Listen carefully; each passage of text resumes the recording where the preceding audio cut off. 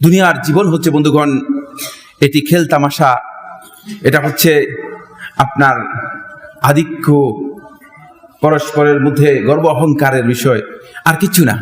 কিছুদিন তামাশা করলে, যেমন দুইজনে বসে বসে আপনারা যখন খেলান, খেলায় লিপ্ত হন, একটা খেলা যান, তখন দেখা যায় যে তিনি কিছুক্ষণ খেলার পর এরপরে শেষ। ঠিক আপনিও একটা এখানে মনে হয় যেন খেলার একটা আসর তৈরি করেছেন, কিন্তু আল্লাহ রাব্বুল আলামিন এই দুনিয়ার জীবনটাকে এর সাথে তুলনা করার মাধ্যমে এটা বুঝাচ্ছেন যে এটি যে কত ক্ষণস্থায়ী। যেমন এর সাথে কোনো ব্যক্তি নিজেকে সম্পৃক্ত করার প্রয়োজন মনে করে না। তিনি মনে করেন যে আমার খেল তামাশার সাথে যদি আমি নিজেকে সম্পৃক্ত করি, তাহলে আমি আমার জীবনের মূল অবজেক্ট থেকে, জীবনের যে মূল লক্ষ্য রয়েছে, মূল যে উদ্দেশ্য রয়েছে, সেই উদ্দেশ্য থেকে আমি কি হয়ে যাব? দূরে সরে যাব। ঠিক এই জন্য আল্লাহ সুবহানাহু ওয়া তাআলা কোরআনে কারীমের সূরাতুল হাদীদের 21 নম্বর আয়াতের মধ্যে বলেন, ই'লামু, তোমরা জেনে রাখো, আন্নামাল হায়াতুদ দুনিয়া লাইব, দুনিয়ার জীবনটা হচ্ছে খেলা, ওয়া লাহউন, এটা হচ্ছে তামাশার মতো, ওয়া জিনাতুন, একটু চাকচিক্য সৌন্দর্য আছে।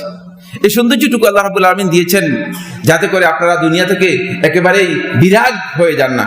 এই জন্য ওয়া তাফাখুরুম বাইনাকুম, আর তোমাদের পরস্পরের মাঝে একটু অহংকার, কার কি আছে, দেখা যায় কথা হলে আপনার কি আছে, একটু, কিন্তু তিনি বুঝেন না যে এই যে অহংকারটুকু কিচ্ছু না। এই যে একজনের প্রতি আরেকজনের যে গর্ব যে আমার এই আছে, এগুলো কিছুই না।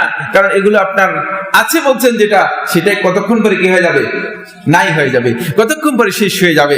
এরপর আল্লাহ তাআলা বলতেছেন, ওয়া তাকাসুরুন ফিল আমওয়ালি ওয়াল আওলাদ, সন্তান সন্ততি এবং তোমাদের সম্পদের মধ্যে আধিক্য, মনে করা যায় একটু হোক, বেশি হোক, বেশি হোক, এটা তোমরা চাও, এছাড়া আর কিচ্ছু না।